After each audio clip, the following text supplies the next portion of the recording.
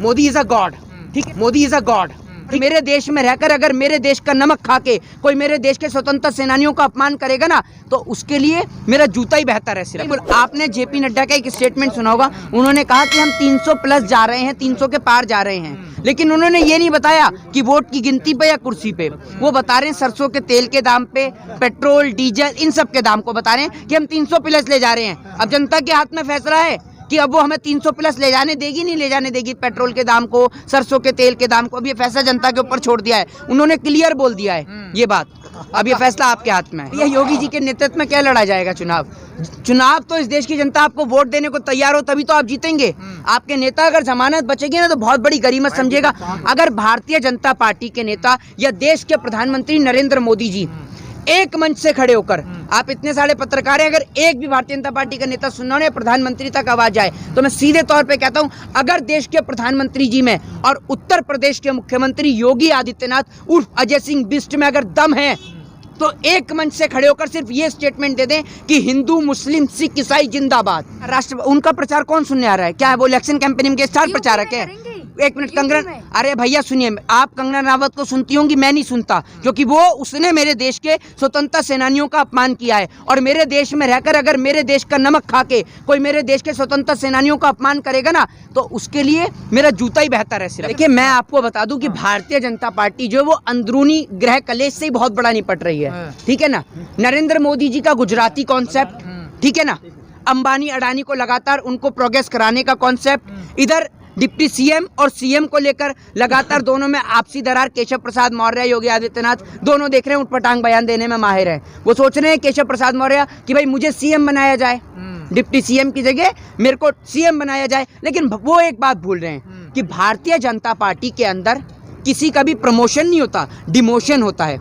जिस प्रकार से डिमोशन हुआ राजनाथ सिंह का, आपने देखा राजनाथ सिंह का डिमोशन हुआ, ठीक उसी तरीके से आप देखिएगा डिप्टी सीएम का डिमोशन हो सकता है, लेकिन प्रमोशन नहीं हो सकता। लेकिन मैं कहना चाहूँगा उन लोगों को कि मेरे देश की बर्बादी में, मेरे हिंदुस्तान, मेरे वतन की बर्बादी में उन सभी लोगों का एक विशेष योगदान है जो लोग शिक्षा, स्वास्थ्य, बेरोजगारी और चिकित्सा को छोड़कर पहले अपने धर्म को महत्वपूर्ण भूमिका देते हैं। उन सभी का मेरे देश की बर्बादी में पहला हाथ है। हिंदू मुस्लिम मानते हैं हम, एक बात मैं ये मानता हूँ कि मेरे लिए मेरा धर्म मेरे घर तक है।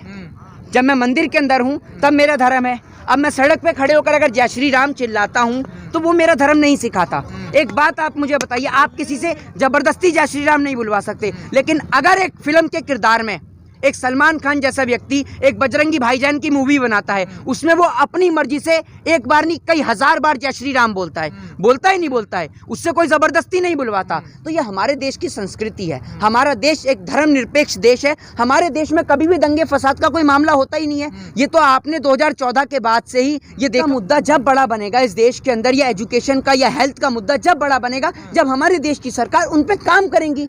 सरकार ने काम ही कितना किया है बताइए ना। सरकार ने एजुकेशन पे क्या काम किया है?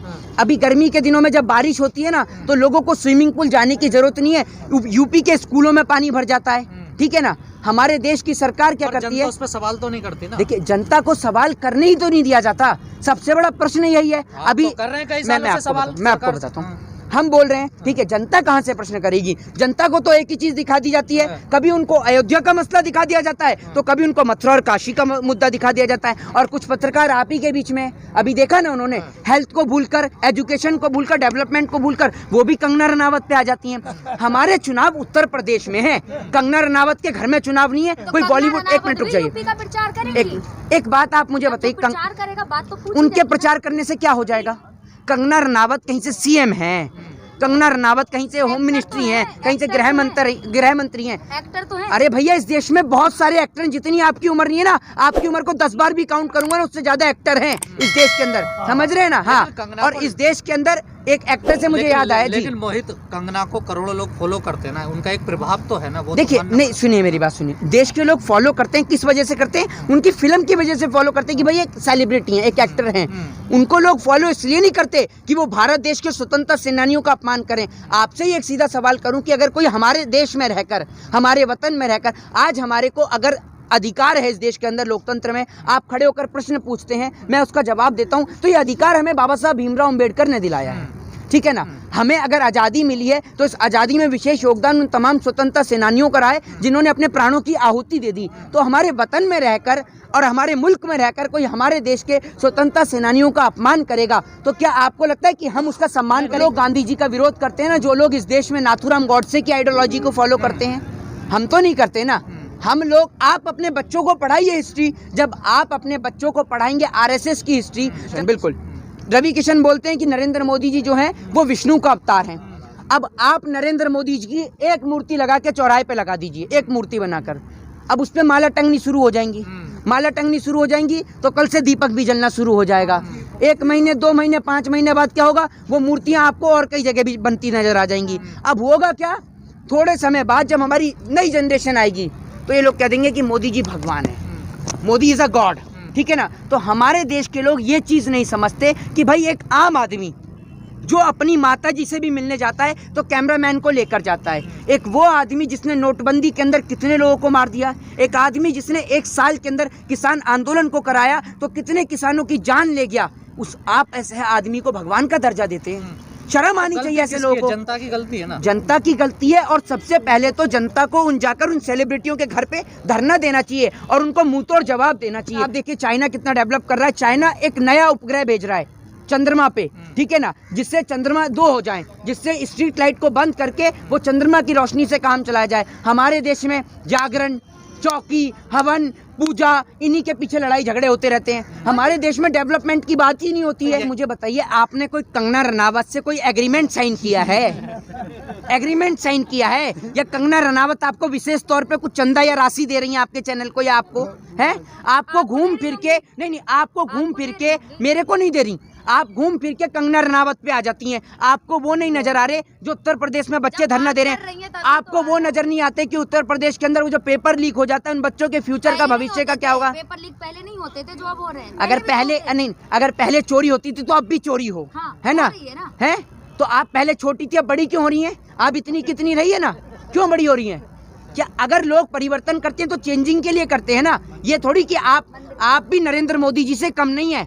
मतलब जो उन्होंने गलतियां करी तभी तो लोगों ने सत्ता परिवर्तन किया। इस संसार का नियम है, कांग्रेस ने अगर कुछ गलतियां करी होंगी तो लोगों ने कांग्रेस को बदला, सपा ने गलती करी तो लोगों ने सपा को बदला, बसपा ने गलती करी तो लोगों ने बसपा को बदला, लोगों ने अब बीजेपी गलती करी तो लोगों को बीजेपी को भी बदलना चाहिए। लोगों को सही और गलत को गलत कहने की क्षमता होनी चाहिए। लोग राउंड हो रहे हैं ना, नए लोग तो नहीं आ रहे ना, देखिए जो अच्छे लोग पार्टी राउंड अप होती है, लेकिन पार्टी के अंदर बहुत सारे लोग भी तो आते हैं। नहीं, पार्टी के अंदर बहुत सारे लोग भी आते हैं। अब देश के अंदर एक नई पार्टी का गठन होना, आप समझ रहे हैं कि यानी देश के अंदर लाखों करोड़ों और खरबों रुपए का खर्चा होना, ये पैसा कहाँ से आता है? अभी सरकार से आप कह दो हेल्थ के लिए बजट लिया है, एजुकेशन के लिए बजट लिया है, तो सरकार कहती है हमारे पास पैसा नहीं है। हमारे चुप रहिए, आप चुप रहिए। मंदिर और कंगना अपनी जेब में रखिए आप, ठीक है ना?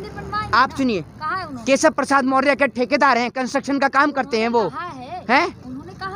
उन्हों की बात पे आप भरोसा करेंगी तो आप मुझे ये बताइए, मेरे अरे भैया तो आप नरेंद्र मोदी जी की बात पे भरोसा नहीं है, डिप्टी सीएम की बात पे क्या भरोसा? आप नहीं करते तो आप भरोसा करती हैं तो मुझे ये बताइए, हमारे देश में 100 स्मार्ट सिटी किस जगह पर हैं? आपके साथ चलते हैं देखने। अब बन तो रही है ना, कहाँ बन रही है? स्मार्ट सिटी नहीं हो, बनारस स्मार्ट सिटी हो गया, घुटने तक पानी भर रहा है। अरे है घोषित तो हुआ ना स्मार्ट सिटी में। अब स्मार्ट सिटी को तो अगर आप एक बात मुझे बताइए, किसान ने झुग्गी डाल रखी है, टेंट डाल रखे हैं, इनको स्मार्ट सिटी घोषित कर दो तो स्मार्ट सिटी हो जाएंगी। लोगों के पास खाने को रोटी नहीं है, पहनने को कपड़ा नहीं है, बना दिया स्मार्ट सिटी।